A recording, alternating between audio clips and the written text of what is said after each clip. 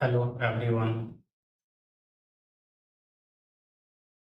good morning.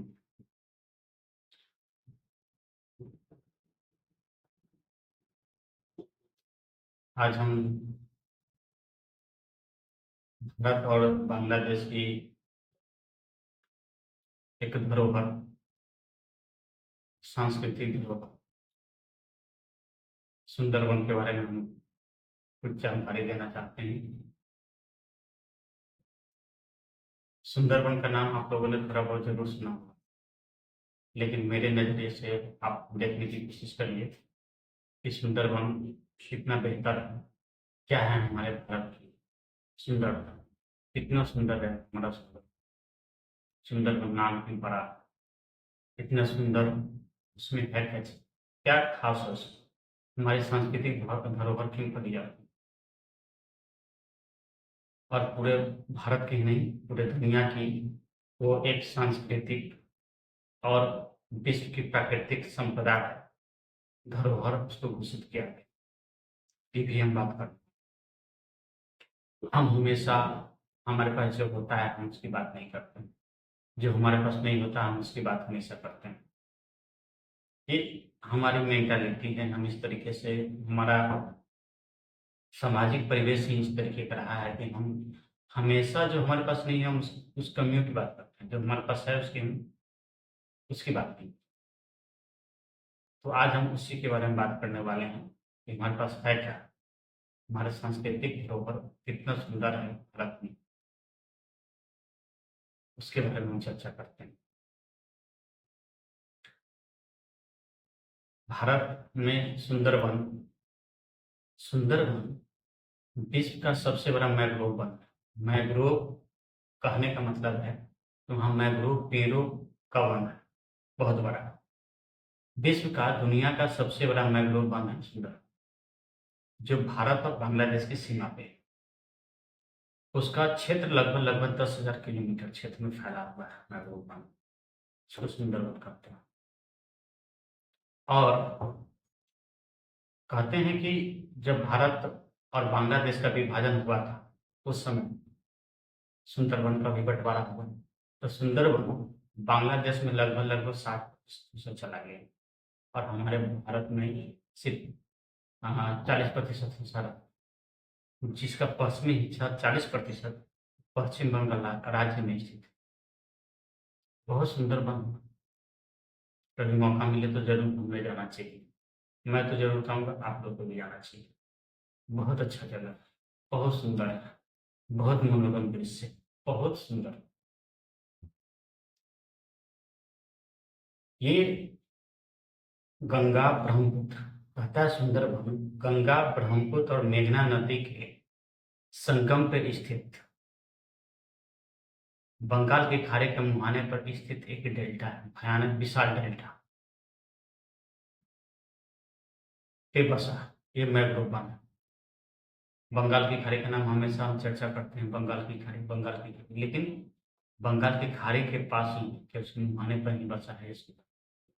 दलदली जमीन है, समुद्र के आसपास समुद्र है पूरा वहां पे। वो एक कहता है छोटे छोटे द्वीप से मिलकर के बना, छोटा छोटा द्वीप से मिलकर के एक डेल्टा बना मैंग्रोव वन। अब ये मैंग्रोव वन होता कहाँ पे है? मैंग्रोव वन सिर्फ वही होता है जहाँ खारे पानी की जल हो और जहाँ दलदली जमीन, जहाँ चक्रवात तूफान आते हो, ज्वार भाटा आता है, वहीं पे ये मैंग्रोव वन उत्पन्न होता है। हर जगह मैंग्रोव वन नहीं हो सकता। एक बात और, सुंदरबन इसका नाम कैसे पड़ा? सुंदरबन नाम पड़ा मैंग्रोव वन की एक प्रजाति है, मैंग्रोव पेड़ों की एक प्रजाति है सुंदरी पेड़, जिसके नाम पे पड़ा है उसका सुंदरबन।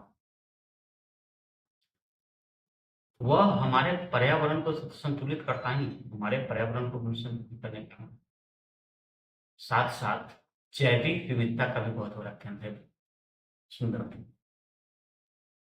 और भी बहुत सारी खास बातें हैं जिस पर चर्चा भी करने वाले हैं। सुंदरबन तटीय इलाका जो भी है वो, जो भी तटीय इलाका है उसको सुंदरबन जो है उस ज्वार भाटा तूफान से बचाता है। तूफान से, ज्वार भाटा से, वो चक्रवात से भी बचाने का काम करता है, जो मैंग्रोव है। बहुत बड़ी मात्रा में वहाँ पे पाया जाता है, तो 10 किलोमीटर क्षेत्र में समझ सकते हैं कितना बड़ा होगा। वहाँ की जो सबसे प्रमुख जीव है, मैंग्रोव वन की, सुंदरबन की सबसे प्रमुख जीव है, उसको कहा जाता है रॉयल बंगाल टाइगर। वहाँ का सबसे फेमस, सबसे प्रसिद्ध जीव, सबसे मेन अहम रोल निभाता है सुंदरबन में अगर कोई, तो रॉयल बंगाल टाइगर। इसके अलावा भी बहुत सारे चीज, मगरमच्छ, खारे पानी की मगरमच्छ, खारे पानी के मगरमच्छ के अलावा है चीतल है, जंगली सुअर है, डॉल्फिन भी पाई जाती है कई प्रकार की, उसकी 2-3 प्रजाति है डॉल्फिन।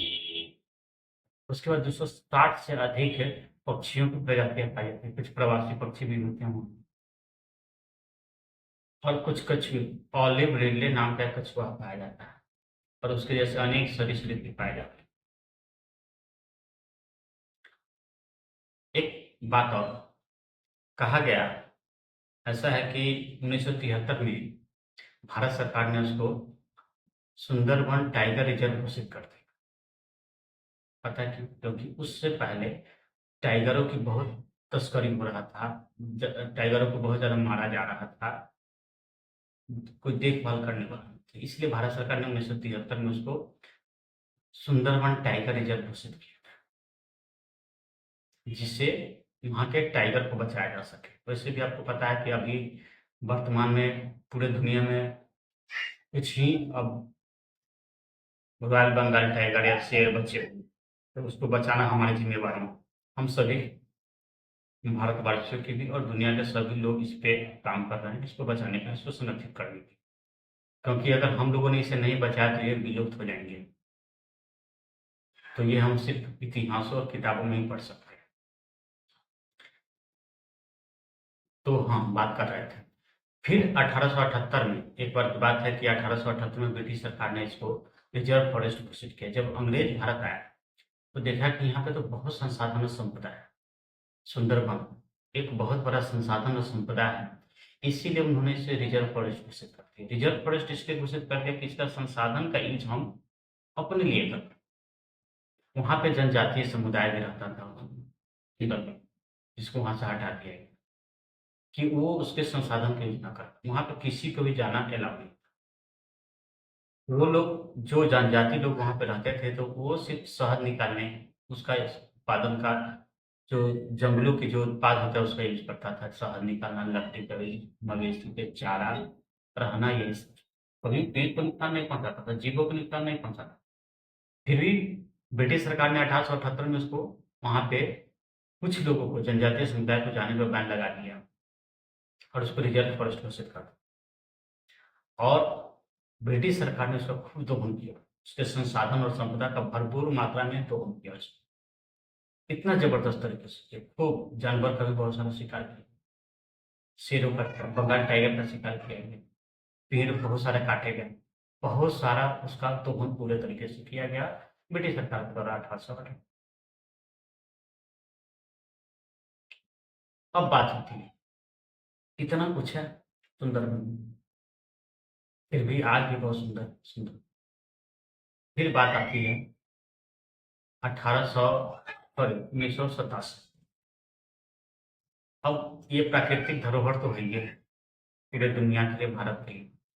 तो यही सब चीज देख करके, मतलब जैव विविधता के केंद्र है, वातावरण को संतुलित रखता है, तटीय इलाकों को सुरक्षा प्रदान करता है, बंगाल टाइगर है, रिजर्व फॉरेस्ट है, टाइगर रिजर्व है, सब चीजें।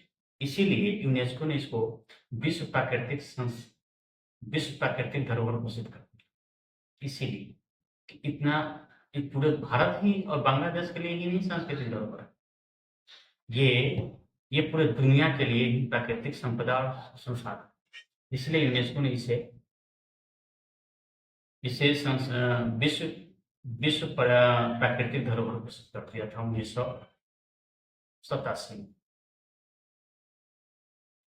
ये है हमारे सुंदरबन की।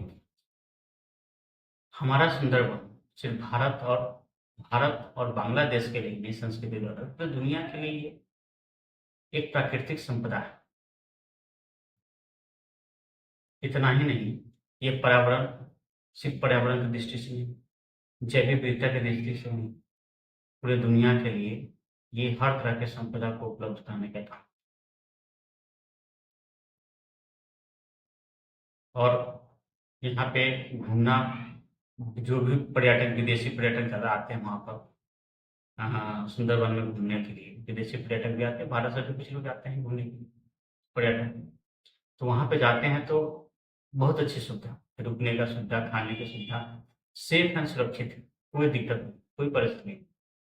लोग बहुत मज़े से घूमते हैं, खूब घूमने का आनंद। कुछ ऐसा रेस्ट्रिक्टेड एरिया है जहाँ पे किसी को जाना नहीं, लेकिन इसके अलावा घूम सकते हैं, वहाँ पे जा सकते हैं। वहाँ पे बहुत सारे होटल, ढेरों होटल और रिजॉर्ट हैं। अपनी बजट के आप हिसाब से आप रुक सकते हैं, खा सकते हैं, रह सकते हैं। मजे की बात। एक खास बात कि वहाँ पर जीप की सवारी नहीं होती, सिर्फ नाव की सवारी होती है। जीप की सवारी इसलिए नहीं, क्योंकि वहाँ पे समुद्र है और वहाँ पे पानी के द्वारा ही आप, बहुत सारी नदियाँ हैं, द्वीप है, बहुत सारी नदियाँ हैं और छोटे छोटे बड़े नाले, नदियाँ सब हैं। इसलिए वहाँ पे जीप की सवारी संभव नहीं है, इसलिए वहाँ की नाव की सवारी बेहतर है। वहाँ पे आप नाव पे घूम सकते हैं, घूमने का आनंद लेते हैं, बहुत मजा आता है। सुंदरबन बहुत सुंदर है, अति सुंदर है हमारे भारत में। और हमको हम भी घूमने जाना चाहते हैं। आपको भी मौका मिले तो जरूर घूमने जाइए।